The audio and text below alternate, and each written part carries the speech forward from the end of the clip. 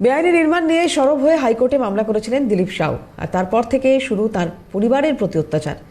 এখন নিখোঁজ দিলীপ সাউ, কিন্তু জানেন কি 2015 সাল থেকে চলছে এই বেআইনি নির্মাণের মামলার জট। আর 6 বছর পেরিয়ে গেলেও এখনো দাপট অটুট অত্যাচারের।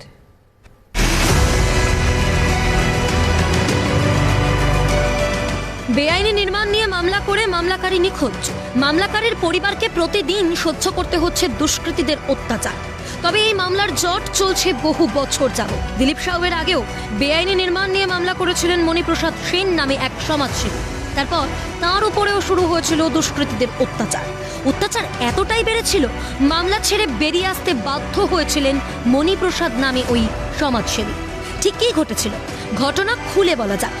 2015 সালে 96/8/33 কাশীপুর রোড এলাকার বস্তির মধ্যে বেআইনি নির্মাণের বিরুদ্ধে কলকাতা হাইকোর্টে জনস্বার্থ মামলা দায়ের করেন মণিপ্রসাদ সেন নামে এক সমাজসেবী।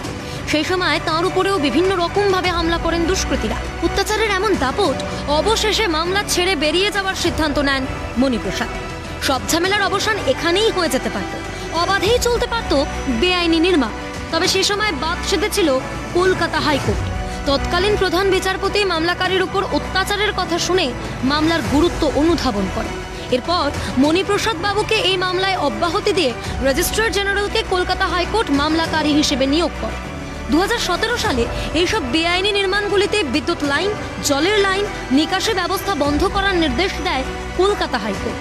কিন্তু আদালতের নির্দেশ অনুযায়ী কোনো কাজ করেনি প্রশাসন। কার মদতে উঠছে প্রশ্ন।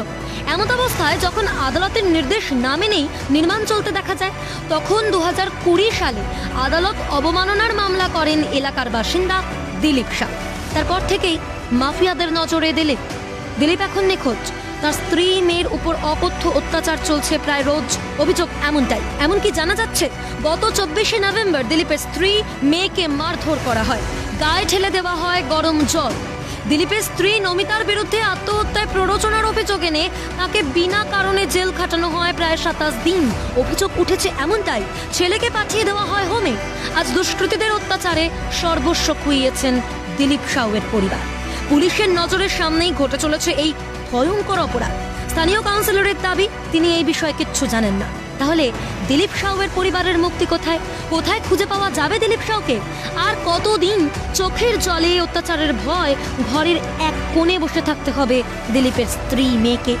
প্রশাসন এখনো কি চুপ করে থাকবে? উঠছে প্রশ্ন।